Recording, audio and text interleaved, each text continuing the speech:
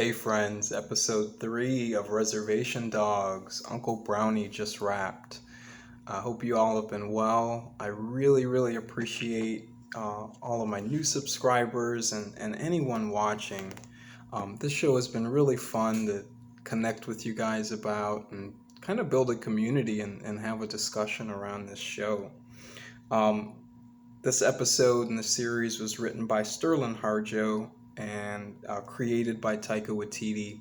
Told you guys I would clarify and come back and take a look at that.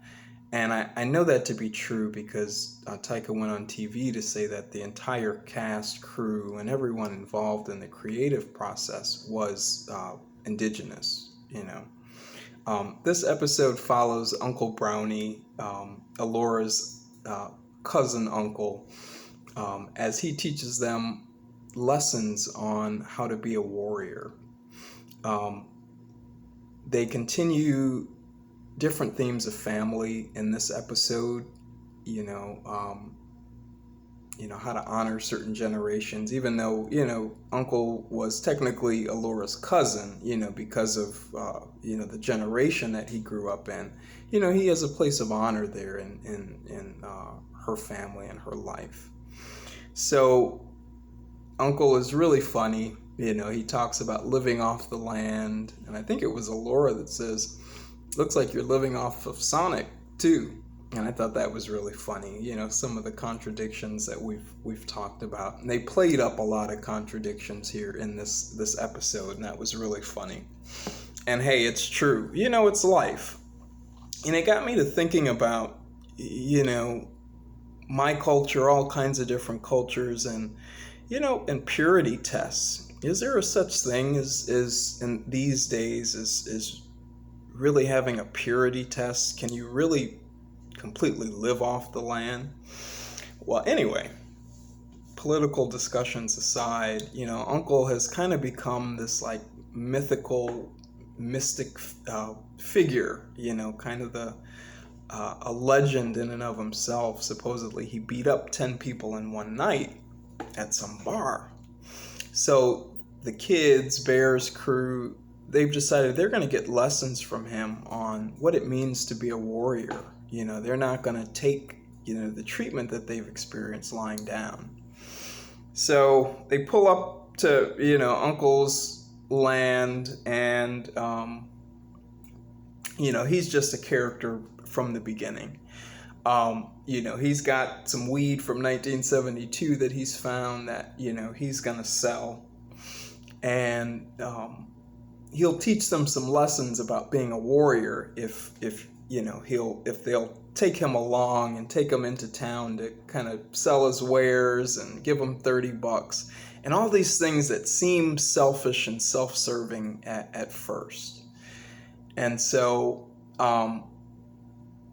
all along the episode, we're kind of learning lessons about what it means to be a warrior. And I went into the episode with a bear's mentality, if you know what I mean. I was waiting for the boxing lessons. But the first lesson that became apparent to me that was, if you live as a warrior, and in the way that he did as a reckless man, you become ostracized from society. That was the first lesson, that you end up living apart and living with regret. And that may have been a lesson that went over some people's heads. You end up being behind society. Society had moved on. People were going to dispensaries and all of those things that they showed. And so he was out of the loop.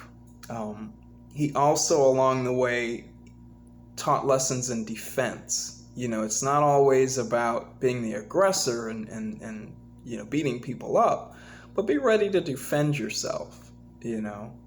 I also drew a lesson in finding your own people. He struck out with all of these new age people, and realized where his crowd was, and being humble when we found out that the legend was bigger than the myth. the truth was he had beat up 30 people, so he was being humble. He was teaching them a lesson that, the truth can speak for itself if it needs to. And then finally, the biggest lesson here in this episode was atonement. He came back and atoned for what he realized was a mistake.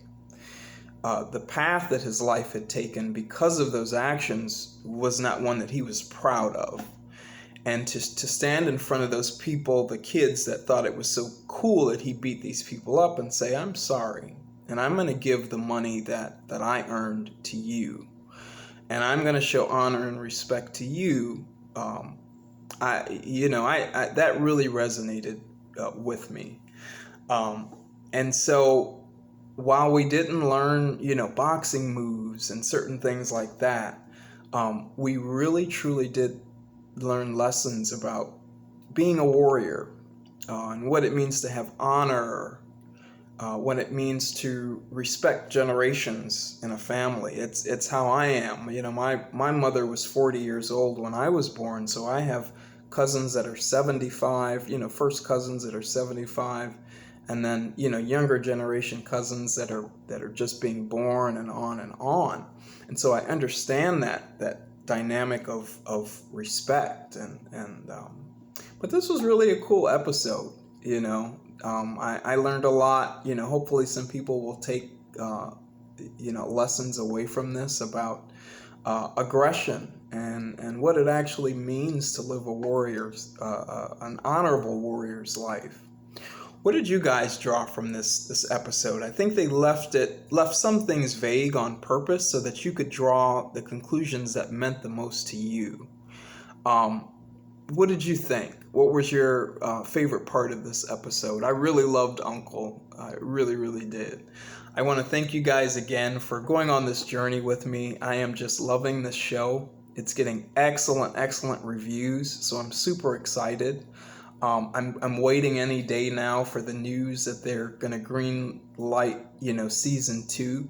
They seem to move so quickly with some of these other properties to, spin-offs and different things like that. And we need that kind of momentum here with this show.